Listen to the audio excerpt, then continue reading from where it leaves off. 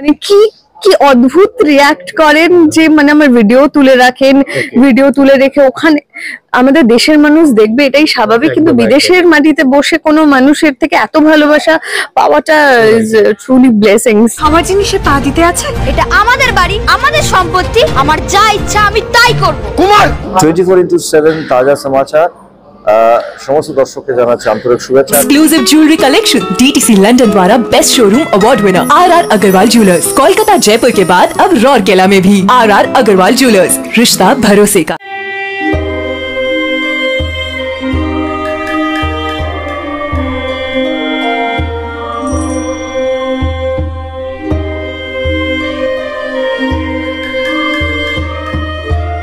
Serial মেঘে ঢাকা তারার পর পৃথাকে আবার দেখা যাবে আদিত্যর সাথে। হ্যাঁ, খুব ফেমাস জুটি, আপনারা সবাই দেখেছেন এবং পছন্দ করেছেন। এবার ওকে দেখা যাবে অনুরাধাতে। হ্যাঁ, মেন ক্যারেক্টার ওই প্লে করছে। Pritha, what kind of research was involved into ইট? কেননা এটা একটা ঐতিহাসিক ক্যারেক্টার।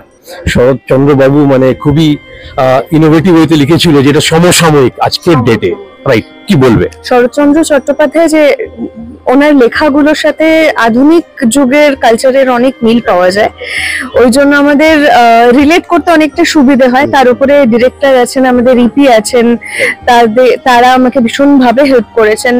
ওনার গল্পটা পড়েছি, সেটার অনুপ্রেরণায় এখানে সিরিয়ালের ক্ষেত্রে কিছু একটু আধটু চেঞ্জ, তো যেহেতু টিভি অ্যাডাপ্টেশন, হ্যাঁ সেটা সেইটুকু চেঞ্জ করাই হয়, কিন্তু সবটা মিলিয়ে তার উপরে নিজের যতটা আর কি বলবো, গল্প পড়ে নিজের একটা আইডিয়াস থাকে, ডিরেক্টরের সাথে আলোচনা করা, পুরোটাই এই সমস্ত প্রসেসের মধ্যে দিয়েই চলছে।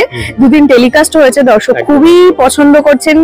মানে কি বলবো, শুধু ভালো না, টাচউড খুব ভালো রিভিউ আসছে, সবাই খুব খুব প্রশংসা করছে আমাদের পুরো সিরিয়ালের। তো আমার খুব ভালো লাগছে, আমি ব্লেসড।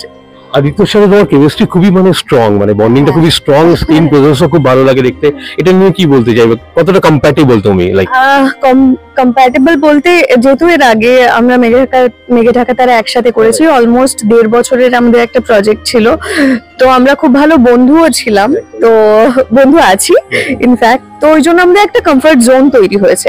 সেখান থেকে আমাদের এটা বলতে পারো, আমাদের অফ স্ক্রিন যে কেমিস্ট্রিটা সেটা অন স্ক্রিনও দেখা যায়, রিফ্লেক্ট করে, ওই আর কি। And what are your memories of shooting? মানে অনেক ফান মোমেন্টস আমি দেখতে পাচ্ছিলাম, মানে কি বলবে? হ্যাঁ, শুটিং করতে, কারণ আমাদের টিমটা ভীষণ ভালো, আর সত্যি কথা বলতে গল্পটা এত ভালো না, আমার ডেইলি শুটিং করতে আসতে ভীষণ ভালো লাগে।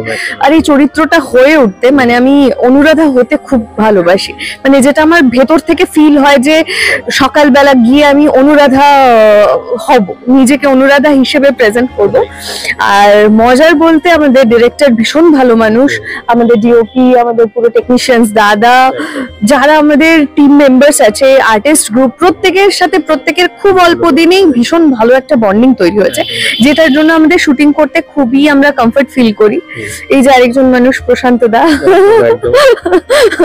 যিনি আমার সাথে যোগাযোগ করেছিলেন আমাকে অনুরাধা করে তোলার পেছনে, এই মানুষটার হাত অনেকটা আছে। ইনফ্যাক্ট আমার প্রথম কাজ থেকেই প্রশান্ত দার হাত অনেকটাই। তো ভালো, খুব ভালো ইউনিট, মজায় কাজ হয়, আনন্দে কাজ হয়।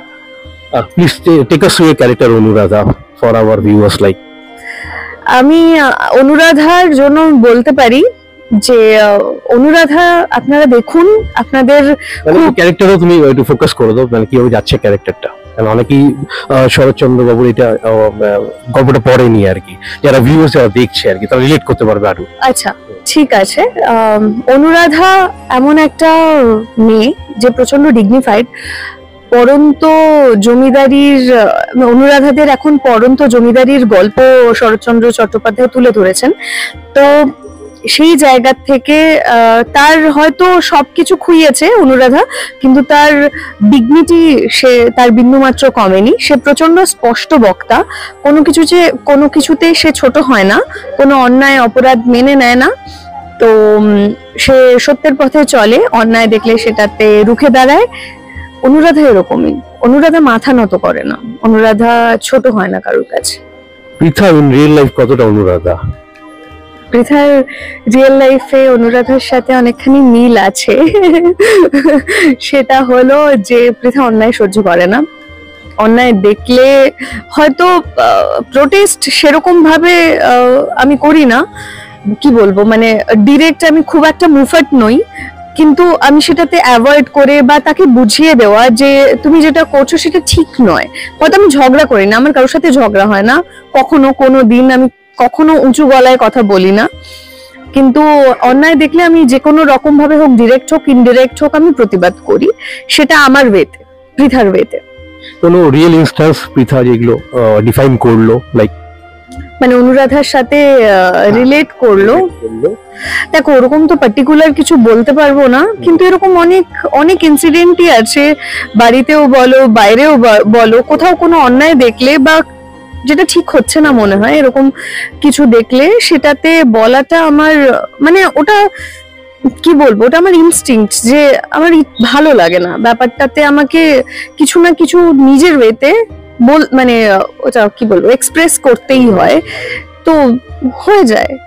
যেহেতু সিরিজটা টেলিকাস্ট হচ্ছে সোমবার থেকে, মানে 19 ফেব্রুয়ারি থেকে, তো প্রচুর প্রশংসা তুমি পাচ্ছ। কোনো ফ্যান মোমেন্টস এরকম যেটা তুমি পেয়েছো বা রিসিভ করেছো, কোনো থ্রু SMS হতে পারে, থ্রু সাইড হতে পারে, এরকম কিছু?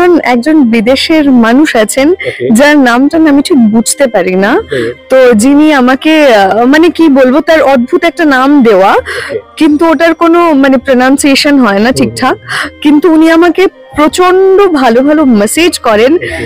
উনি মানে কি বলবো, ওনার লেখাগুলো পড়লে আমার রীতিমতো মনে হয় যে আমার কাজ করাটা সার্থক এই সমস্ত মানুষের জন্যই। এত অসম্ভব ভালোবাসার, এত কি বলবো, মানে কি কি অদ্ভুত রিয়াক্ট করেন, যে মানে আমার ভিডিও তুলে রাখেন, ভিডিও তুলে রেখে ওখানে আমাদের দেশের মানুষ দেখবে এটাই স্বাভাবিক, কিন্তু বিদেশের মাটিতে বসে কোনো মানুষের থেকে এত ভালোবাসা পাওয়াটা ইজ ট্রুলি ব্লেসিংস, পরম প্রাপ্তি আর মানে কি, প্রচন্ড পরম প্রাপ্তি। যারা দেখছেন পৃথা রিসেন্টলি বিয়ে হয়েছে, অলমোস্ট 1-1.5 বছর হয়ে গেছে, 3 বছর হয়ে গেছে। তো পৃথা, আমি জিজ্ঞেস করবো how is married life like, কিভাবে এনজয় করছো? লাইক ম্যারিড লাইফ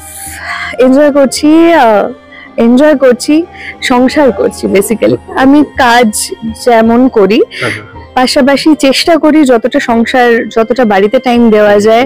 আর আমার হাজবেন্ড যিনি নীল চ্যাটার্জি, সেও বিখ্যাত অভিনেতা, প্রচুর সিরিয়াল আপনারা দেখে থাকবেন, তো নীলও সেম, আমরা দুজনেই আমাদের কাজের বাইরে যতটুকু টাইম আমরা বাড়িতেই কাটাই, একসাথেই কাটাই। আমরা খুব একটা বাইরে যাই না, মানে বাইরে যাওয়া হয় না আর কি, কাজের প্রেসারে বলো, বা আমরা টাইম পেলে, আমার বাড়ি ঝাড়গ্রাম, আমরা টাইম পেলে সেখানে চলে যাই, তো এই আমাদের ভালো কাটছে। মানে আমি তো বলবো যে বিয়ে করাটা দরকার প্রত্যেকটা মানুষের। কি করে ম্যানেজ করো প্রফেশনাল আর পার্সোনাল লাইফ? কারণ দুজনে প্রচন্ড বিজি। বাড়ির সাপোর্ট যদি থাকে তাহলে আমার মনে হয় সবটা করা যায়।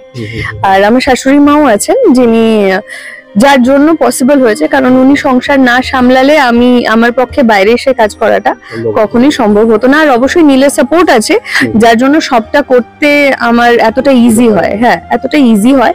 ইভেন আমার কোনো চরিত্র হয়ে উঠতেও নীল অনেকটা হেল্প করে, কারণ যেহেতু ও সেম প্রফেশনে, আর ও আমার থেকে মানে ও অনেকটা সিনিয়র না, তো ওই জন্য ও আমাকে সবসময় বলে যে এটা করলে ভালো হয়, এটা ঠিক হচ্ছে না, এটা ঠিক হচ্ছে, এটা ভালো হয়। ও আমার মেন্টর বলতে পারি। হ্যাঁ, একদমই ভীষণ বড় মেন্টর।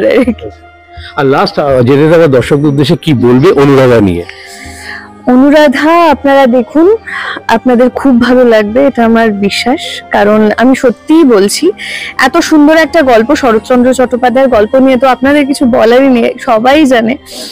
আর এই গল্পটা আমাদের মানে কি বলবো, পারফর্ম করতে যতটা না ভালো লাগছে, আপনাদের এপিসোড গুলো দেখতে, গল্পের বাঁধনটা দেখতে আরো বেশি ভালো লাগবে। আপনারা আরো অনেক অনেক বেশি এনজয় করবেন, কারণ এত সুন্দর একটা সোবার, মানে যেগুলো আমাদের স্বাভাবিক, মানে আর 5টা যে মেগা সিরিয়াল সেটার থেকে একদম ডিফারেন্ট। এটা সম্পূর্ণ একটা সাহিত্য, যেটা কি বলবো, চোখের শান্তি, মনের শান্তি, মাথার শান্তি। আপনাদের খুব ভালো লাগবে। ডেইলি সোম থেকে শনি সন্ধ্যে 7:30টার সময় আকাশ আটে দেখুন, সাহিত্যের সেরা সময়। Anuradha. Thanks a lot. It was nice talking to you.